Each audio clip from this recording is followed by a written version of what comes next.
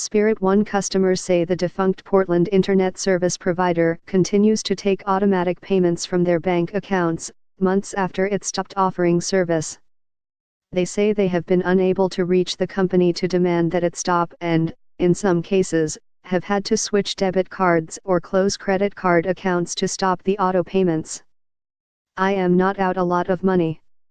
It's just the principle of it," said Kent Wiles of Corvallis, who said he became a Spirit One client a dozen years ago after it acquired another local internet service provider.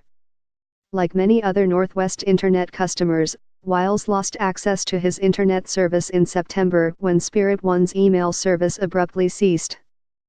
The company was charging $27 for 6 months of email hosting, Wiles said. Unable to reach Spirit One to tell it to stop, he filed a fraud claim with his bank so he could receive credit on his account and closed his Visa card. A local internet pioneer in the 1990s, Spirit One changed hands at least a couple times before its collapse last year. It had continued to offer old-fashioned DSL internet connections for a time, but multiple customers told the Oregonian/Oregon Live last week that the service has ceased, too. Portland attorney Michael Fuller sued the company on behalf of customers in November, shortly after Spirit One acknowledged that it had inadvertently given one customer access to other customers' email accounts. However, Fuller said last week that he hasn't been able to local Spirit One chief executive John Ogden to serve him with papers. Fuller said he is offering a $1,000 reward to anyone who can verify Ogden's whereabouts so he can be served.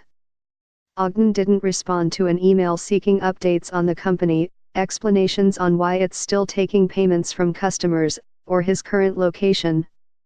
In interviews last fall, Ogden indicated he had spent time in Iraq and other countries, and his website references business overseas.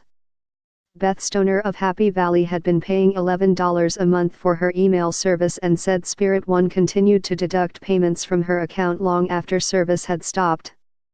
"In an attempt to stop their charges on my debit card and cancel my email, I have tried every email I can find and every phone number, of course disconnected, with no response at all," Stoner wrote in an email. She said she's working with her bank and Visa to stop the charges. It's not clear how many customers Spirit One had at the time of its collapse. The Oregon Department of Justice said it has received 61 complaints about the company since October, including 6 this month. The department said it's still reviewing the complaints. Mike Rogaway, Twitter, @Rogaway, 503-294-7699.